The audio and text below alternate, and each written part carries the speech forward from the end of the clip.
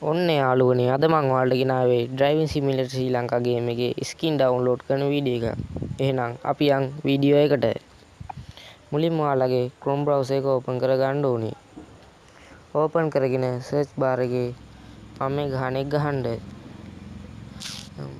Driving simulator Sri Lanka bus skin download.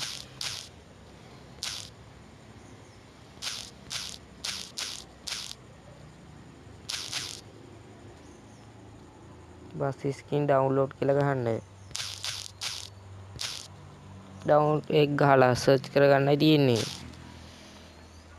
Search කළා මෙතන iMage වලට ගිහිල්ලා මෙන්න මේ කැමති බස් ස්කින් එකක් උඩ මෙහෙම ටච් කරගන්න තියෙන්නේ. ටච් කරලා ඒක උඩ ඔබන් ඉන්න තියෙන්නේ. ඔබන් ඉඳලා මේ ඩවුන්ලෝඩ් ඉමේජ් කියන එක ගිහුවාම මෙන්න මේ විදිහට ඔයාලගේ ෆෝන් එකට මේ ෆොටෝ එක ඩවුන්ලෝඩ් වෙනවා. බයි බයි අපි ගියා.